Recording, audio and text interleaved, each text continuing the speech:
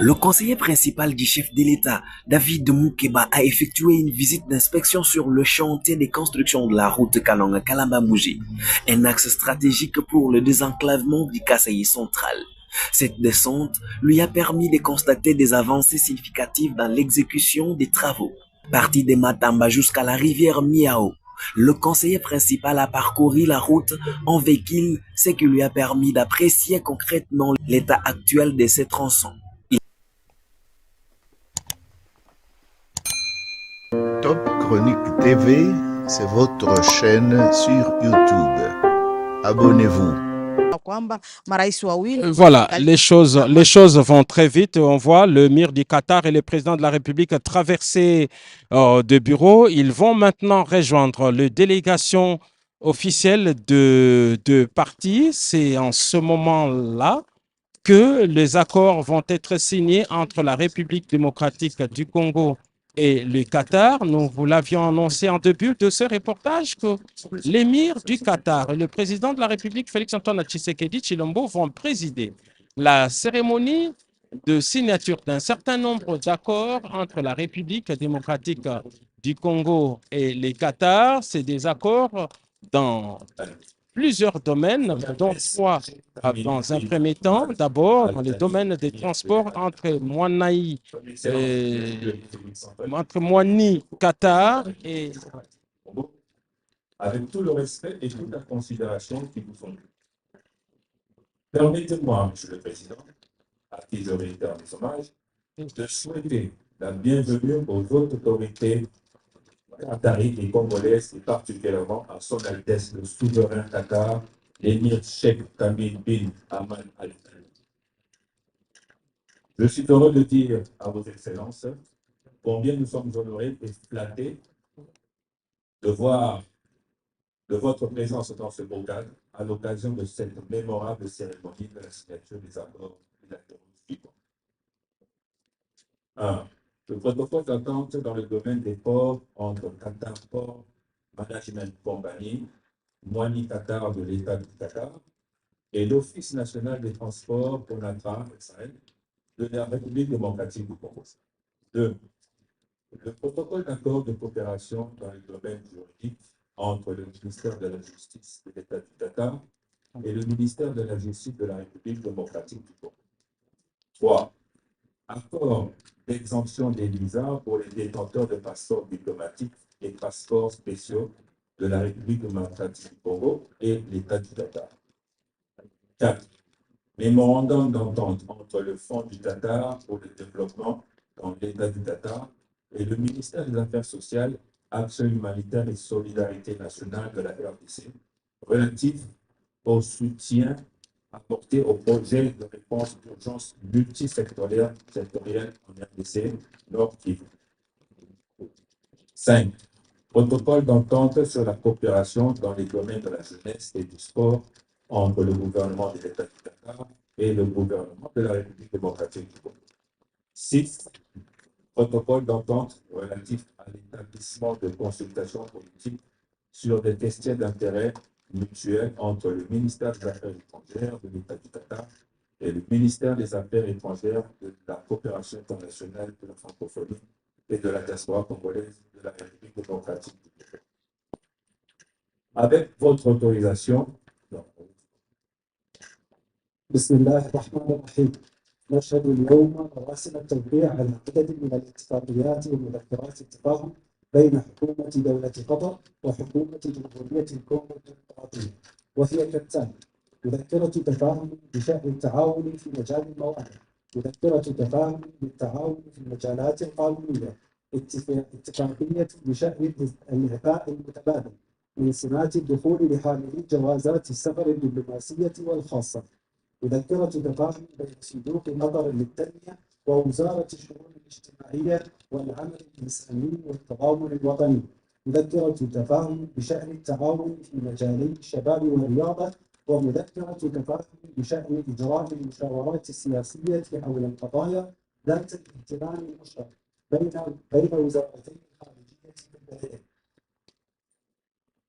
أما الآن اسمحوا لي أن أدعو سعادة الدكتور محمد عبد العزيز الحميدي وزير الدولة وزارة الخارجية للتوقيع على جميع الاتفاقيات ومذكرات التفاهم من الجانب القطري ومن الجانب الكونغولي، وكل من سعادة السيدة جريس بوتينو وزيرة الشباب واليقظة الوطنية، وسعادة السيدة تيريز كايوافا وزيرة الخارجية والتعاون الدولي والفرنكفونية والشتات الكونغولي، سعادة السيد جان بيير بامبا نائب رئيس الوزراء ووزير النقل والمواصلات للتوقيع على الاتفاقيات ومذكرات التفاهم من الجانب الكونغولي، فليتفضلوا مشكورين.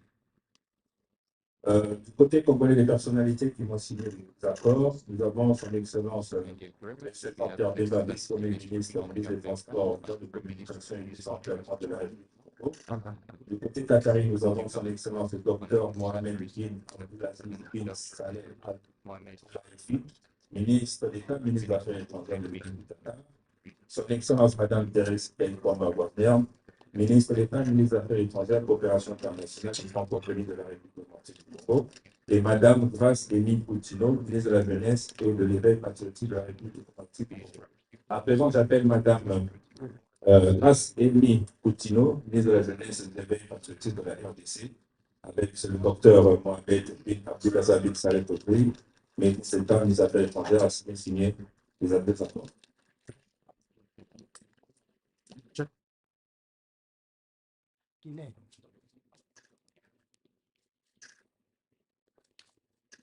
Les deux délégations sont donc ensemble. On va devoir passer à une autre étape, celle de la signature de différents accords de coopération entre les deux États.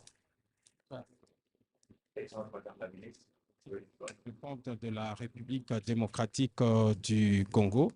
Le premier accord vient donc d'être signé. Il porte une coopération qui devait être bénéficiaire à la jeunesse de la République démocratique du Congo.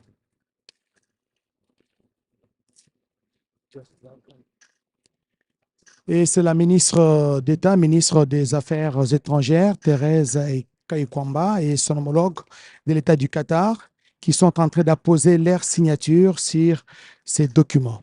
C'est un accord de coopération bilatérale. Il vient sceller la coopération, il vient porter la coopération entre les deux pays à un autre niveau. Et ce sont les ministres des Affaires étrangères qui signent. Regardez, au côté congolais, c'est Madame la ministre d'État, ministre des Affaires étrangères. Et là, c'est le vice-premier ministre, ministre du Transport et voie des communications et des encadrements, Jean-Pierre Bemba Gombo. Jean-Pierre Bemba Gombo qui vient lui signer le troisième accord qui lie une des entreprises florissantes du Qatar dans le domaine de transport maritime et du transport terrestre.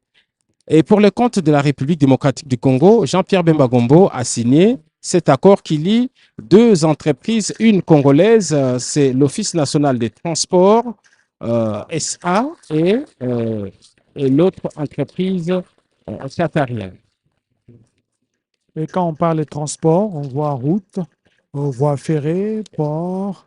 Le Qatar est un modèle en ce qui concerne le domaine aérien. Sa flotte de Qatar Airways est l'une des plus florissantes au monde. Ils ont une certaine expérience qu'ils voudraient bien partager avec la République démocratique du Congo. Nous pensons que le domaine aérien sera renforcé avec la signature de ces accords. Visiblement, c'en est donc fini. Et comme annoncé, les deux chefs d'État ont passé une demi-heure d'une rencontre en tête-à-tête. Ils ont évoqué plusieurs questions, mais sachez qu'il n'y aura pas de micro tendu, il n'y aura pas de conférence de presse. Ce n'est pas dans le protocole de l'émir. Les deux chefs d'État sont en train de sortir de cette séance de travail. Regardez l'expression corporelle visiblement détendue. Les deux personnalités font le tour. Voilà, et je le vois rentrer. Ils rentrent d'abord dans les bureaux. Dans le bureau pour l'État, suivre leur entretien. Mais en ce qui nous concerne, c'est voilà, les trois moments forts les 3 moments forts du passage de l'émir du Qatar. Le plus important, les clous de l'événement, c'était la signature de ces importants accords en présence de l'émir, en présence du président de la République. Les 2 personnalités ont présidé cette cérémonie des accords qui devraient se matérialiser. Il y va de l'image de la République démocratique du Congo, il y va aussi de l'image du Qatar. Tshisekedi Tshilombo vient de faire avec son Altesse Cheikh Tamim bin Hamad, vient de faire leur sortie, vient de quitter leur bureau. Le président de la République, chef de l'État, accompagne son hôte qui est en train de repartir aujourd'hui même pour Doha. Oui, après ces moments, les 2 personnalités vont partager quelques moments conviviaux. Et le président de la République qui monte également visiblement dans les mêmes véhicules. Je pense que oui, ils vont faire le déplacement vers le palais présidentiel pour quelques convives. Avant, ça n'est donc fini pour la partie officielle de cette visite marquée par la signature d'un certain nombre de mémorandums d'entente, 6 dans divers domaines. Voilà, les 2 chefs d'État ont pris la place à bord de cette limousine. Tout se passe comme cela était prévu. Ils viennent de terminer ici dans le bureau de l'Union africaine, mais avant son retour, ils vont faire un tour vers le palais présidentiel pour quelques moments conviviaux avant de reprendre la route vers l'aéroport international de... C'est lui qui parle. Excellence, Monsieur le Président de la République, chef de l'État, avec l'expression de nos hommages les plus déférents. Honorable Président de l'Assemblée nationale, Honorable Président du Sénat, Excellence Madame la Première ministre, chef du gouvernement, ici représentée par le vice-premier ministre, ministre en charge des transports, avec l'expression de notre très haute considération. Honorables députés et sénateurs, Excellences, Mesdames et Messieurs les membres du gouvernement, Excellences, Mesdames et Messieurs les ambassadeurs et chefs des missions diplomatiques, Mesdames et Messieurs les représentants du secteur privé, de la société civile et des partenaires au développement, chers jeunes dont j'ai ressenti la vigueur et l'ardeur dans la voix, chers jeunes de la République démocratique du Congo, distingués invités, Mesdames, Messieurs, au terme des travaux de la table ronde nationale sur l'emploi et l'entrepreneuriat des jeunes, tenue à Kinshasa du 18 au 20 novembre 2025, à votre initiative, Excellence, Monsieur le Président de la République, sous votre haut patronage, avec votre participation personnelle, active, tant au niveau du lancement des travaux, au niveau des ateliers. Je note que c'est une première, Président.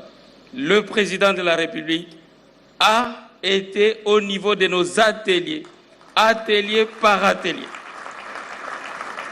Nous avions 8 ateliers, atelier par atelier, et il a discuté directement avec les jeunes, avec les participants.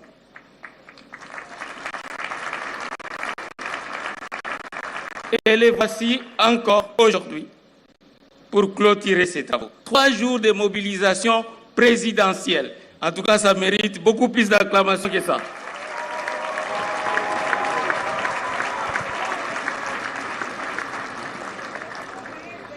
Cela traduit vraiment votre engagement. Et nous avons été 475 délégués dans ces ateliers-là. C'est dire combien les échanges étaient riches, passionnés, au point que nous avons produit 305 recommandations brutes qu'il fallait éplucher, essayer de rationaliser et faire en sorte que nous ayons un produit totalement fini. Mais le processus n'est pas totalement terminé. Je pense qu'il va s'affiner pour que nous ayons de bien meilleures recommandations à soumettre au gouvernement de manière pratique. Pour chacune des recommandations, des actions concrètes ont été préconisées. Un échéancier très précis a été aussi arrêté. À court, à moyen et à long terme. Et nous avons tous considéré que nous sommes, chacun en ce qui les concerne, des copilotes, des groupes de travail. Et nous sommes conduits par un seul pilote. J'ai cité son Excellence, Monsieur le Président de la République. Nous sommes à vos côtés pour piloter cet avion.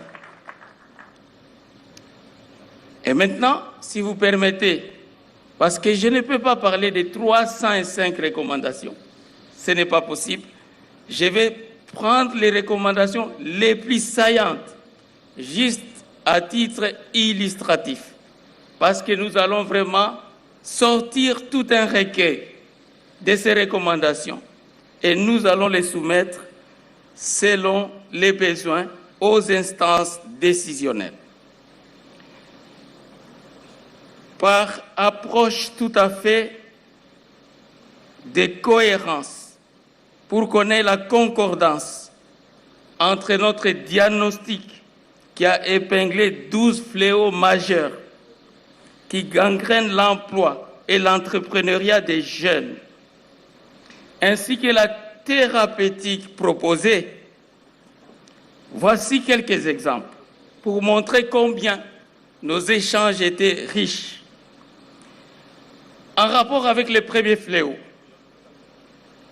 nous disions qu'il y avait un tableau de bord de pilotage difficilement lisible, avec des statistiques incertaines sur l'emploi, sur le chômage, sur le nombre d'entreprises qui sont créées dans notre pays. Il a été préconisé notamment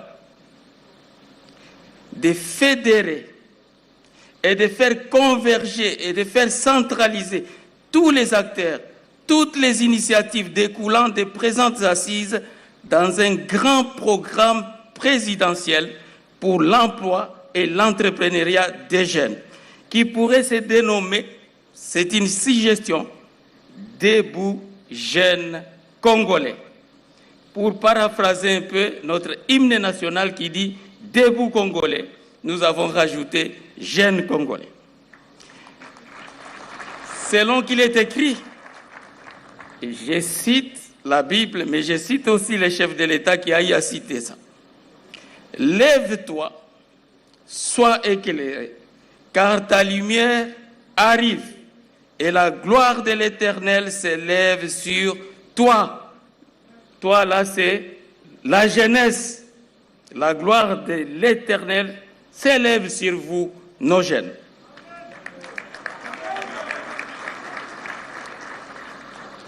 Et d'après nous, ces programmes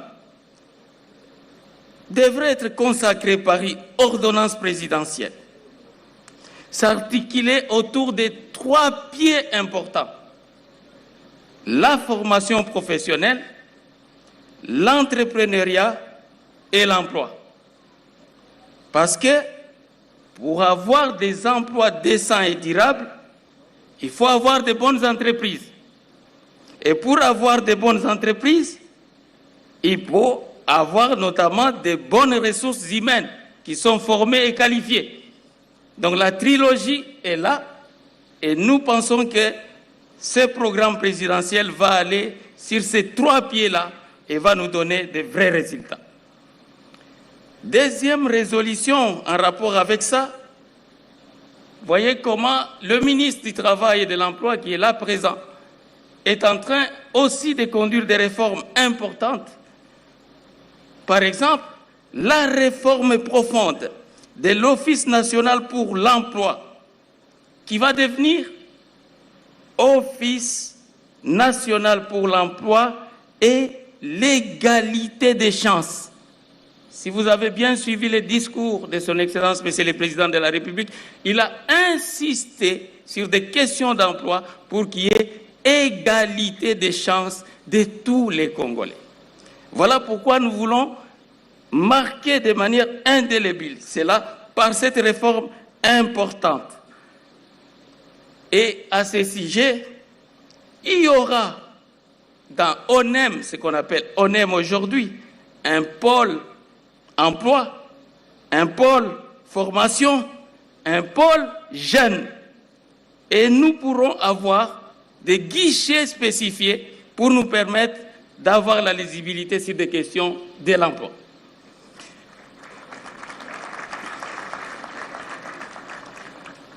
Et de manière transversale, d'ailleurs, toutes les réformes vont s'appuyer sur la technologie numérique, de manière à ce que nous puissions avoir seconde après seconde, minute après minute, l'enregistrement de tout emploi, de toute entreprise créée au Congo, et ça doit être comptabilisé. Pour prendre un autre exemple, juste vous montrer la profondeur des débats. Il a été préconisé notamment de faire en sorte que nous balayons toutes les considérations d'ordre tribal, clanique, ethnique, en ayant un CV destiné à l'embauche, mais qui n'est pas personnalisé, qui n'a pas les origines, les liens d'origine, non. Pour que seul le mérite puisse prévaloir. Et pour ce faire, quelque chose va inciter les entrepreneurs à aller vers l'Office national de l'emploi et de l'égalité des chances. Un système de bonus malus va être instauré, Excellence. Par exemple, pour les entreprises qui vont atteindre le seuil de 200 employés recrutés à travers l'ONEM, leur initiateur pourrait prétendre déjà à un passeport de service. Parce qu'il faut changer les statuts des entrepreneurs, leur donner les mêmes facilités que les opérateurs politiques. À partir du moment où on franchit le seuil de 300 employés, on est vraiment une personne à considérer dans la nation et donc on peut avoir droit à un passeport diplomatique. À partir de ce moment, on peut faire partie de la délégation présidentielle dans les voyages de nature économique, parce qu'on peut entrer en contact avec d'autres entrepreneurs d'autres pays. De la sorte, les entrepreneurs ne vont pas envier les politiciens, les députés, les ministres qui ont des passeports diplomatiques.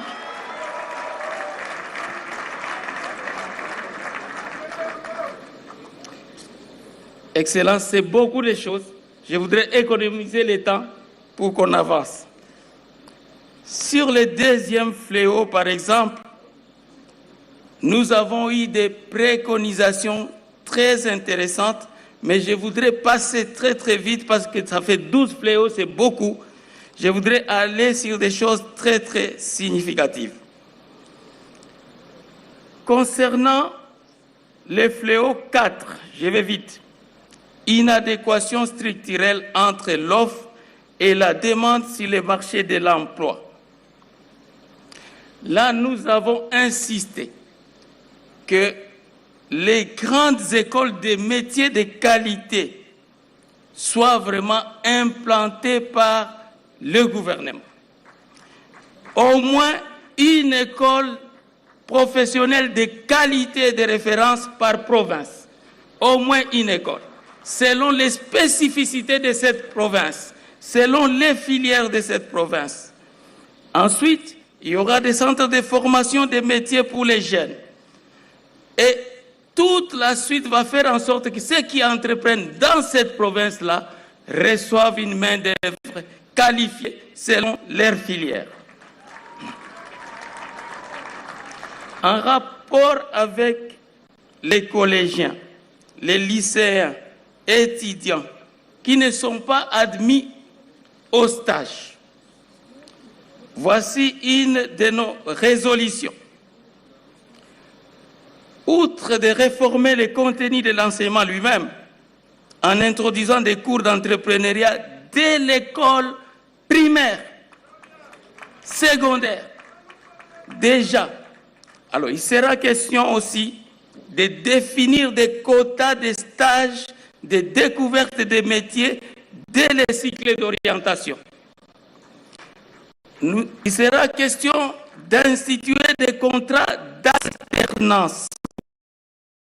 Un étudiant, par exemple, de travailler pour une partie et d'étudier pour une autre partie de son temps.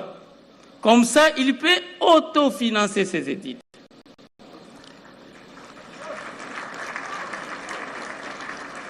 À l'égard des entreprises, même du secteur public excellence, nous voulons qu'un quota obligatoire soit réservé au stage des élèves, des enfants, de nos enfants, de manière obligatoire. Mais pour les entreprises du secteur privé, il y aura toujours le système d'incitation, bonus, malus. Celles qui vont prendre le plus de Congolais en stage vont avoir des allègements. Ça pourrait être de type fiscal ou de type administratif.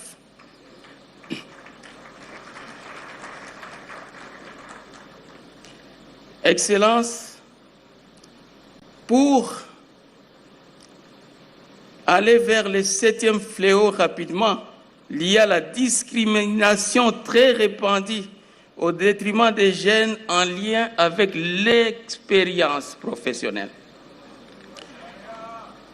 Excellence, de manière unanime, nous avons recommandé la suppression de cette exigence d'expérience professionnelle parmi les conditions d'employabilité, d'autant plus qu'il y aura un soubassement en matière de stage.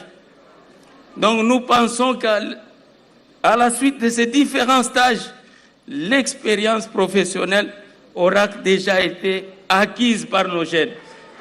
Cessons de les discriminer parce que même nous-mêmes là, quand nous nous regardons, Excellence, au sujet de cette expérience professionnelle,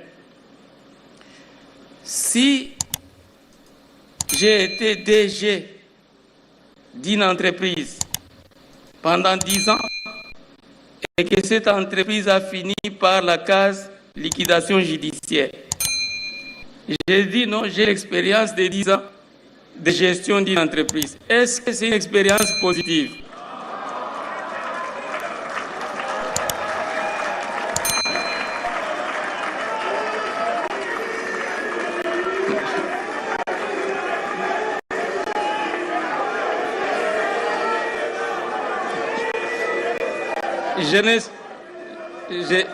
Je ne suis pas encore autorisé par les chefs à faire bis. Bon. En rapport avec le fléau 8, au sujet du chômage des jeunes concitoyens et des personnes qui vont se ruer dans la politique. Je crois que ça, c'est un sujet très important pour lequel je demande l'autorisation de sortir un tout petit peu de mes notes. Le président de la République veut que dans chacune de nos circonscriptions électorales, parce que c'est ce que nous connaissons, on a eu des élections en 2006, 2011, 2018, 2023, on a produit des députés nationaux provinciaux. Nous avons financé la démocratie, ce qui est une bonne chose pour la stabilité de notre pays. Mais ça a créé un effet induit. Même nos populations se sont politisées chemin faisant. Vous trouvez des mamans qui ont 15, 20 drapeaux différents des partis politiques dans leur case. Lorsque c'est un membre de tel parti qui arrive, elle sort avec les drapeaux de ce parti-là. À partir du moment où elle se rend compte que ce n'est pas vraiment ce parti-là, elle rentre, elle reprend l'autre drapeau. Ça devient préoccupant. Le président sait que même pour nos concitoyens, la meilleure opportunité pour se faire un peu d'argent, ça devient la campagne électorale. Il nous faut changer ces choses. Parce que même nos jeunes pensent que pour émerger, il faut faire la politique. Le président voudrait que chaque circonscription électorale devienne aussi une circonscription entrepreneuriale. De la même manière que l'élection est une course politique pour gagner un siège, soit à l'Assemblée nationale, soit aux assemblées provinciales, nous allons organiser une course entrepreneuriale pour que dans chaque circonscription, si on a au niveau national 3 sièges, au niveau provincial 5 sièges, on fait la sommation, on en a 8, mais nous les entrepreneurs, on dit on fait x2. À chaque concours, on doit donner 16 sièges entrepreneuriaux à des jeunes. Et c'est des sièges qui vont être soutenus par des kits d'entrepreneuriat. Vous allez gagner ces concours et lorsque vous avez gagné, vous avez votre kit, vous commencez à apprendre à gérer. On va vous former. Vous devez aussi apprendre à rembourser ces crédits-là, mais à taux zéro. Dès que vous avez fini de rembourser votre kit, le kit vous est acquis. Mais attention, vous devez créer les emplois. Vous-même, vous avez votre emploi, mais vous avez un nombre d'emplois à créer. De sorte que dans chaque circonscription, au bout d'un cycle électoral, on va commencer à compter, à comptabiliser les nombres d'emplois créés et notre chef de l'État va avoir une somme, un chiffre qui est tout à fait cohérent, qui va communiquer à la population pour dire depuis ces programmes, nous avons créé autant d'emplois, autant d'entreprises et ça sera indiscutable parce que ça sera territoire par territoire, circonscription par circonscription, selon les filières de chaque province.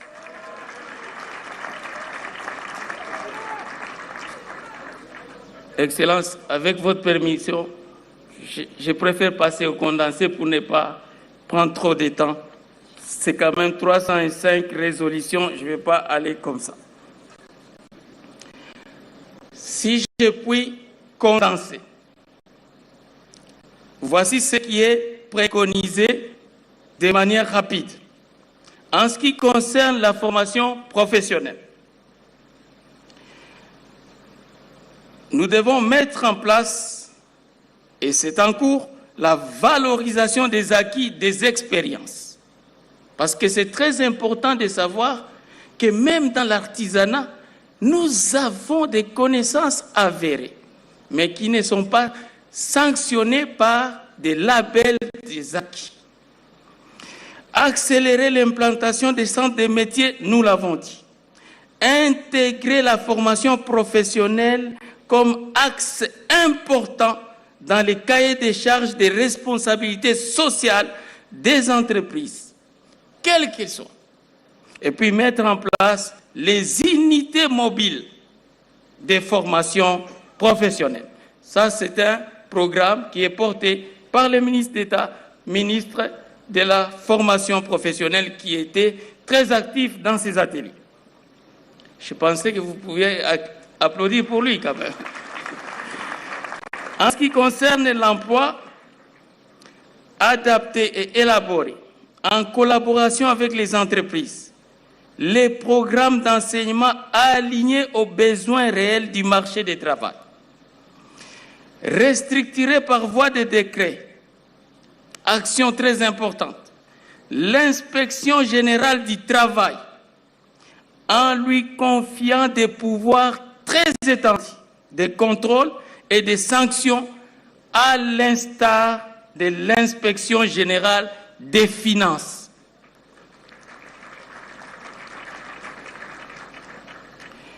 Adopter par voie de décret un programme de premiers emplois jeunes diplômés par quota et instituer des quotas de stagiaires comme nous l'avons dit.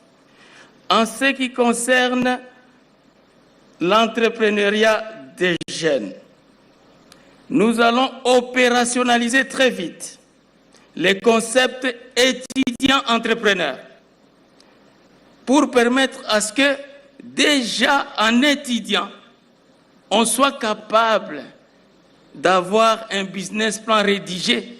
Et quand on sort de l'université, plutôt que d'écrire une lettre de demande d'emploi, on passe à l'implémentation rapide de son entreprise.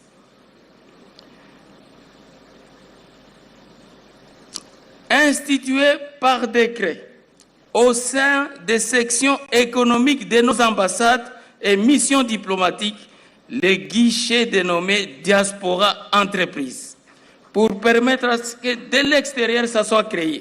Mais c'est une mesure transitoire parce que nous allons tout digitaliser.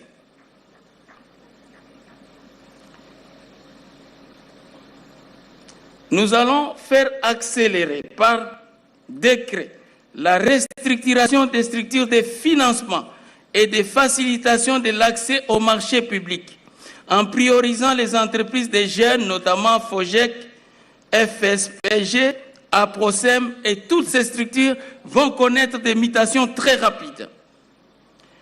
Nous allons mettre en place, avec l'appui du chef de l'État, de notre Premier ministre, nous allons prendre des mesures d'application de toutes les lois qui existent dans le secteur de l'entrepreneuriat. Et nous allons faire accélérer l'avènement du concours des plans d'affaires simplifiés, c'est dont je viens de vous parler, territoire par territoire. Conformément à cette vision de transformation structurelle que vous imprimez à la nation, et pour rendre effectives toutes ces recommandations et éviter les risques de tomber dans un chapelet d'intentions, les délégués ont recommandé que le pacte national pour l'emploi et l'entrepreneuriat des jeunes soit articulé autour de deux piliers majeurs auxquels graviteront toutes les actions identifiées. Il s'agit, premier pilier, une gouvernance simplifiée, cohérente, centralisée. Deuxième pilier, la digitalisation intégrée des services, des institutions d'emploi, des formations professionnelles et d'accompagnement entrepreneurial. En effet, Excellence, l'emploi et l'entrepreneuriat des jeunes sont des matières transversales. Il nous faut travailler ensemble, en équipe, du haut en bas, pour qu'il y ait des résultats. Si nous sommes en ordre dispersé, la Bible dit, c'est lui qui ne rassemble pas, disperse.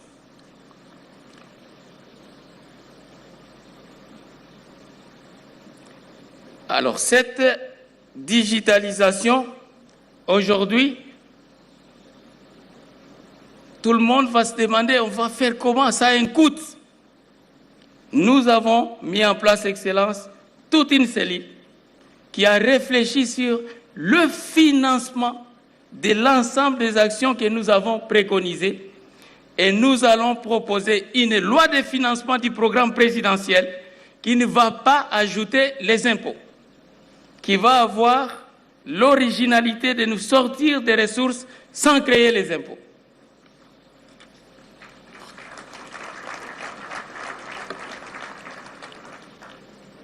Pour terminer, Excellence, Monsieur le Président de la République, comme le coût de mise en œuvre de ce projet, il va être assez élevé. Nous devons être conscients de ça. Nous allons réserver à votre primaire nos propositions sur le financement et proposer à votre Excellence de recevoir les uns et les autres pour qu'il y ait aussi un consensus national sur la nécessité d'accompagner ce projet qui est tout à fait exceptionnel.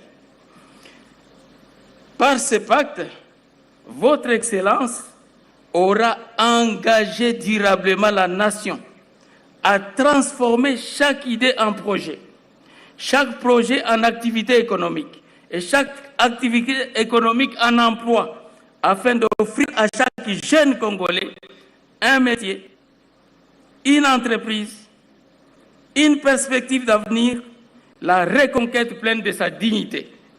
C'est à ce prix-là que ce Congo va être transformé sous votre leadership et nous serons là, Seigneur, Excellence, Monsieur le Président de la République, pour vous épauler et rester à vos côtés.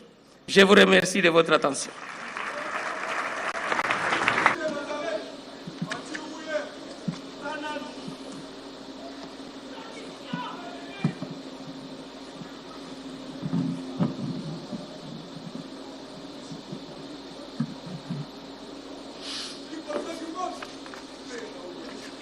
Honorable Président de l'Assemblée nationale, Honorable Président du Sénat,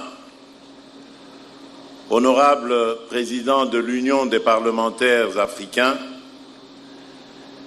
Madame la Première ministre, chef du gouvernement ici représenté, Monsieur le Président de la Cour constitutionnelle et Président du Conseil supérieur de la magistrature, honorables députés et sénateurs, Mesdames et Messieurs les membres du gouvernement, Excellences, Mesdames et Messieurs les ambassadeurs et chefs de mission diplomatiques, Mesdames et Messieurs les représentants du secteur privé, de la société civile et des partenaires au développement, chers jeunes de la République démocratique du Congo, distingués invités, Mesdames et Messieurs, au moment de prendre la parole pour clôturer cette table ronde nationale sur l'emploi et l'entrepreneuriat des jeunes, et après les échanges riches et directs que j'ai eus hier avec nombre d'entre vous lors de ma visite pendant vos travaux, je ressens à la fois la fierté et de la responsabilité, ainsi qu'une grande espérance. Fierté parce que ces journées de réflexion ont montré le meilleur de ce que notre nation est capable de produire lorsqu'elle se met à l'écoute de sa jeunesse et qu'elle rassemble ses forces autour d'un objectif commun. Responsabilité parce que les attentes exprimées ici par nos jeunes sont immenses et légitimes. Espérance, enfin, parce que les résolutions issues de vos échanges tracent une trajectoire ambitieuse vers un avenir différent pour des millions de jeunes Congolaises et Congolais. Lorsque nous avions ouvert cette table ronde, j'ai souhaité que ce rendez-vous soit un moment de vérité et non un simple rituel protocolaire. Les témoignages, les débats parfois vifs, les analyses et les recommandations qui en ont émergé ont pleinement répondu à cette exigence. Ils montrent clairement que l'emploi et l'entrepreneuriat des jeunes ne peuvent plus être envisagés comme de simples politiques sectorielles, mais comme un véritable pacte national scellé entre l'État, les institutions publiques, les collectivités, le secteur privé, la société civile et la jeunesse elle-même. L'objectif que nous nous étions assignés à cette table ronde était de définir des stratégies nationales unifiées et d'arrêter des mesures concrètes en faveur de l'emploi et de l'entrepreneuriat des jeunes, conformément à la vision que je porte pour notre pays, la République démocratique du Congo. Je me réjouis qu'au terme de vos travaux, nous disposons désormais d'un pacte national pour l'emploi et l'entrepreneuriat des jeunes. Ce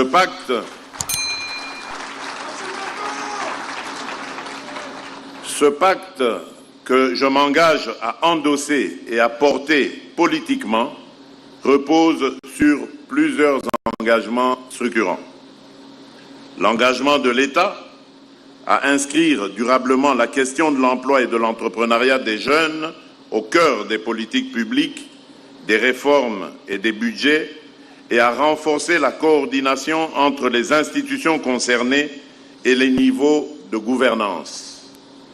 L'engagement du secteur privé à ouvrir davantage ses portes aux jeunes, à soutenir les initiatives entrepreneuriales, à participer à la formation et au mentorat. L'engagement des partenaires techniques et financiers à aligner leurs interventions sur les priorités nationales identifiées au cours de cette table ronde dans une logique de complémentarité et de durabilité. L'engagement de la jeunesse, enfin, la jeunesse elle-même, à être non seulement bénéficiaire, mais actrice, force de proposition et de suivi, gardienne exigeante de la mise en œuvre de ce pacte. Concrètement, ce pacte national ne se limite pas qu'à des principes. Il comporte des résolutions précises auxquelles j'accorde une attention particulière. Je pense notamment à la mise en place de quotas obligatoires pour les stages et le premier emploi dans les entreprises publiques et privées, afin d'ouvrir massivement les portes du monde professionnel à nos jeunes. Je pense également à la réforme de l'Inspection générale du travail pour lui permettre d'exercer pleinement la police administrative du marché du travail, protéger les travailleurs et garantir la dignité dans l'emploi. À cela s'ajoute l'accélération de l'opérationnalisation du concours national des plans d'affaires simplifiés, le CONAPAS, l'institution par décret au sein des sections économiques de nos ambassades et missions diplomatiques d'un guichet diaspora entreprise, ainsi que la restructuration et la redynamisation de l'ensemble des structures chargées de l'emploi, de la formation professionnelle et de l'entrepreneuriat. Enfin, le pacte prévoit de doter notre pays d'une loi spécifique de financement consacrée à la mise en œuvre de la feuille de route sur l'emploi et l'entrepreneuriat des jeunes. Je tiens ici à vous assurer que j'ai pleinement pris connaissance de ces résolutions et que je veillerai personnellement à leur mise en œuvre effective par toutes les institutions concernées. Le gouvernement, le Parlement, les services publics, nos représentations diplomatiques et l'ensemble des acteurs impliqués seront tenus de s'y conformer afin que ce pacte national pour l'emploi et l'entrepreneuriat des jeunes devienne une réalité vécue et non un simple document de plus dans les archives de la République. De ce point de vue, la table ronde qui s'achève aujourd'hui ne marque pas la fin d'un processus, elle en constitue au contraire le véritable point de départ. Le chantier qui s'ouvre devant nous est immense, mais il est à la mesure de notre potentiel collectif. Nous avons désormais une feuille de route plus lisible, des engagements partagés et surtout une jeunesse qui a démontré qu'elle était prête à prendre toute sa place. Il nous revient à tous de faire en sorte que les paroles prononcées ici, les documents adoptés et les résolutions arrêtées se traduisent dans les mois et les années à venir en emplois créés, en entreprises lancées, en destins individuels transformés. La jeunesse ne nous pardonnera pas si cette table ronde devait se réduire à un simple exercice de communication. Elle attend des actes, elle attend des preuves. Les actions qui en découleront devront être à la hauteur de la mobilisation que nous avons constatée. Je veillerai pour ma part à ce qu'un mécanisme national de suivi et évaluation de notre pacte national pour l'emploi et l'entrepreneuriat des jeunes soit mis en place sans délai, associant les institutions publiques, les représentants des jeunes, le secteur privé et nos partenaires. Ce mécanisme devra produire à intervalles réguliers des rapports publics afin que la jeunesse congolaise puisse apprécier en toute transparence les progrès accomplis et les efforts qu'il nous reste à consentir. Chers jeunes, je tiens à vous remercier particulièrement pour votre participation active à ces travaux, pour votre franchise, pour vos critiques, pour vos propositions. Je comprends votre impatience. Je connais vos doutes, mais je suis surtout conscient de votre force et de votre résilience, car c'est d'elle que dépend pour une large part le devenir de notre nation. C'est dans cette capacité à tenir bon, à vous relever, à créer et à innover malgré les obstacles que se joue l'avenir de la République démocratique du Congo. En tant que président de la République, mon engagement à porter votre cause, à défendre vos intérêts et à protéger votre avenir demeure total et constant. Rien ni personne ne viendra l'altérer. Je vous exhorte également à prendre toutes vos responsabilités en poursuivant vos efforts de formation, en osant entreprendre, en vous organisant et en restant exigeant vis-à-vis de l'État, mais également vis-à-vis de vous-même. L'écho de cette citation de Georges Bernard Shaw, qui m'a été rappelée hier par Madame Malou Kanda Marie-Louise lors de ma tournée dans vos ateliers, résonne encore en moi, je cite, « Il y a dans la vie deux catégories d'individus.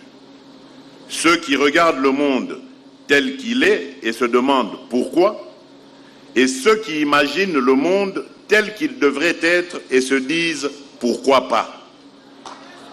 Aujourd'hui,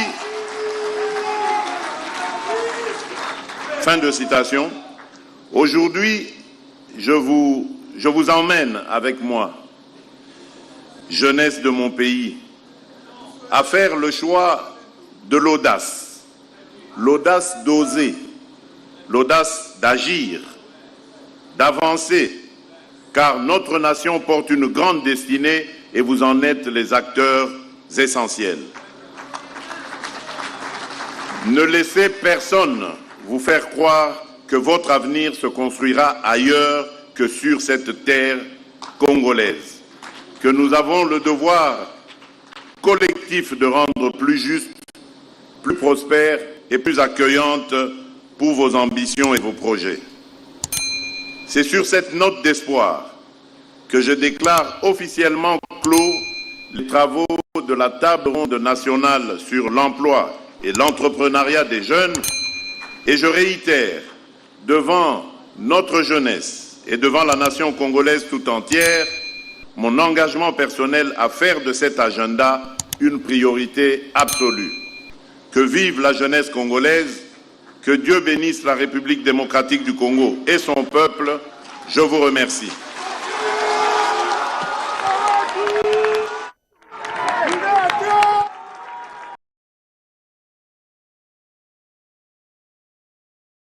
Le conseiller principal du chef de l'État, David Moukeba, a effectué une visite d'inspection sur le chantier de construction de la route Kananga-Kalamba-Mouji, un axe stratégique pour le désenclavement du Kasaï central. Cette descente lui a permis de constater des avancées significatives dans l'exécution des travaux. Parti de Matamba jusqu'à la rivière Miao, le conseiller principal a parcouru la route en véhicule, ce qui lui a permis d'apprécier concrètement l'état actuel de ces tronçons.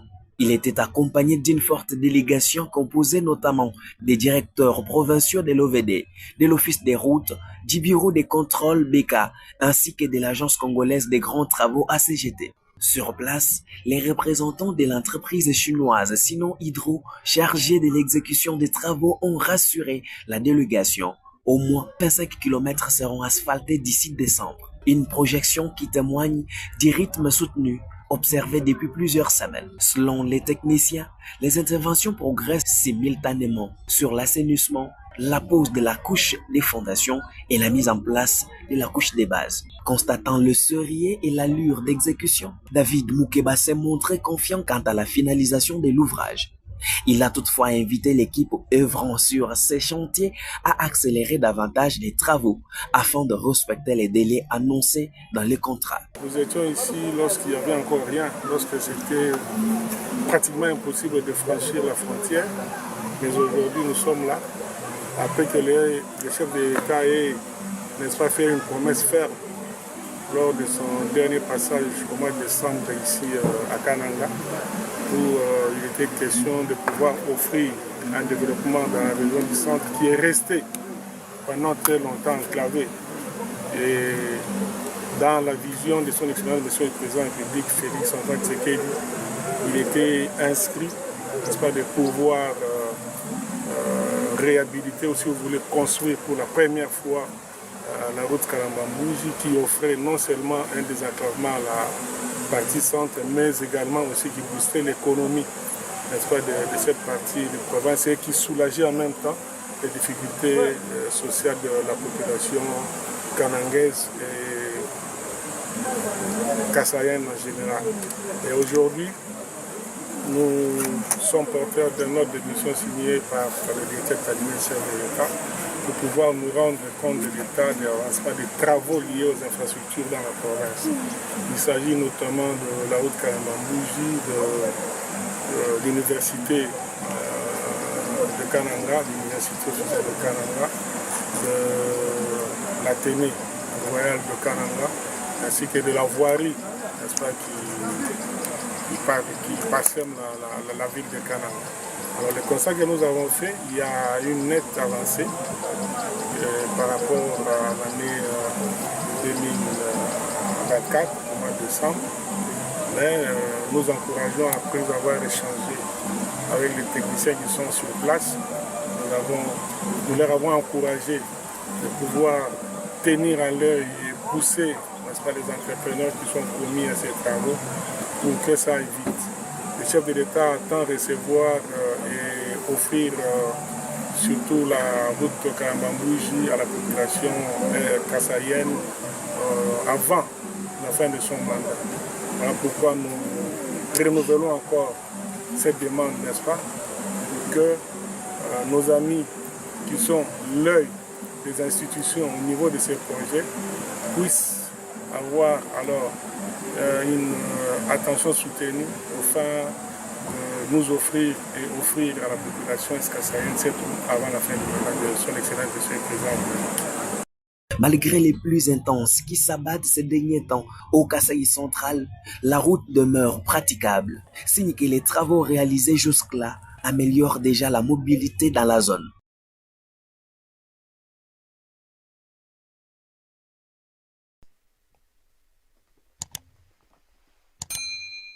Top Chronique TV, c'est votre chaîne sur YouTube. Abonnez-vous.